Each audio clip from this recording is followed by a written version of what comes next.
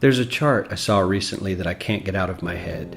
A Harvard business professor and economist asked more than 5,000 Americans how they thought wealth was distributed in the United States.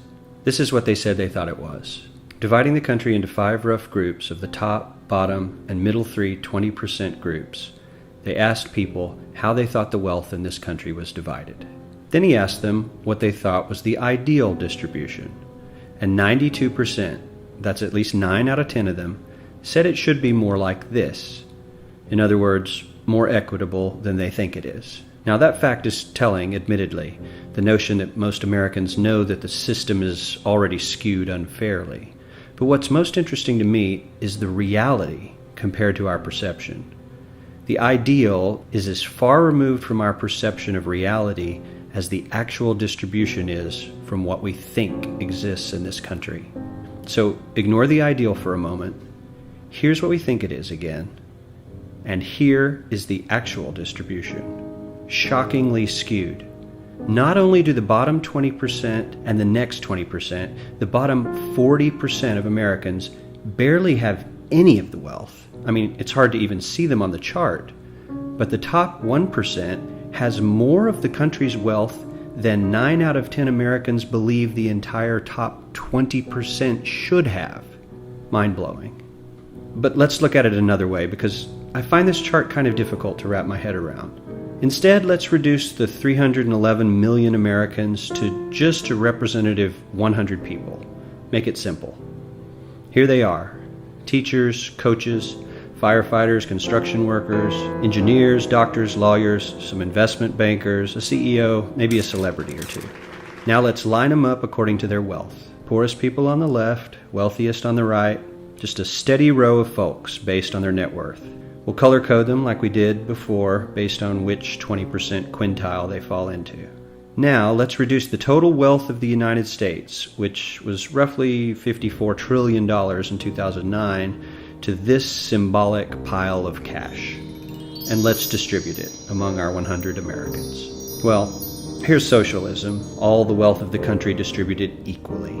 We all know that won't work. We need to encourage people to work and work hard to achieve that good old American dream and keep our country moving forward. So, here's that ideal we asked everyone about. Something like this curve. This isn't too bad. We've got some incentive, as the wealthiest folks are now about 10 to 20 times better off than the poorest Americans. But hey, even the poor folks aren't actually poor, since the poverty line has stayed almost entirely off the chart. We have a super healthy middle class with a smooth transition into wealth. And yes, Republicans and Democrats alike chose this curve. 9 out of 10 people, 92%, said this was a nice, ideal distribution of America's wealth. But let's move on. This is what people think America's wealth distribution actually looks like. Not as equitable, clearly, but for me, even this still looks pretty great.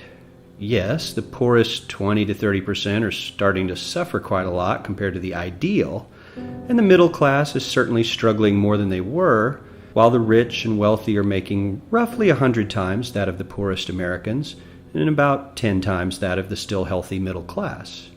Sadly, this isn't even close to the reality. Here is the actual distribution of wealth in America.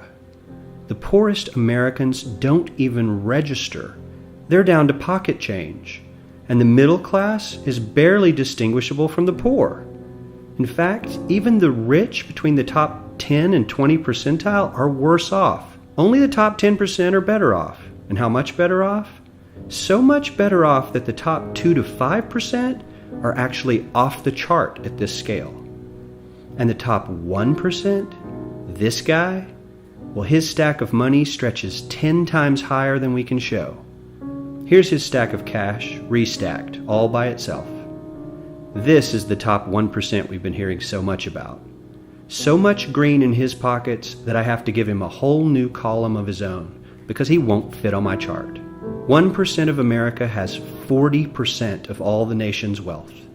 The bottom 80%, 8 out of every 10 people, or 80 out of these 100, only has 7% between them. And this has only gotten worse in the last 20 to 30 years. While the richest 1% take home almost a quarter of the national income today, in 1976 they took home only 9%, meaning their share of income has nearly tripled in the last 30 years. The top 1% own half the country's stocks, bonds, and mutual funds. The bottom 50% of Americans own only 0.5% of these investments, which means they aren't investing. They're just scraping by. I'm sure many of these wealthy people have worked very hard for their money, but do you really believe that the CEO is working 380 times harder than his average employee? Not his lowest paid employee, not the janitor, but the average earner in his company. The average worker needs to work more than a month to earn what the CEO makes in 1 hour. We certainly don't have to go all the way to socialism to find something that is fair for hardworking Americans. We don't even have to achieve what most of us consider might be ideal. All we need to do is wake up and realize that the reality in this country is not at all what we think it is.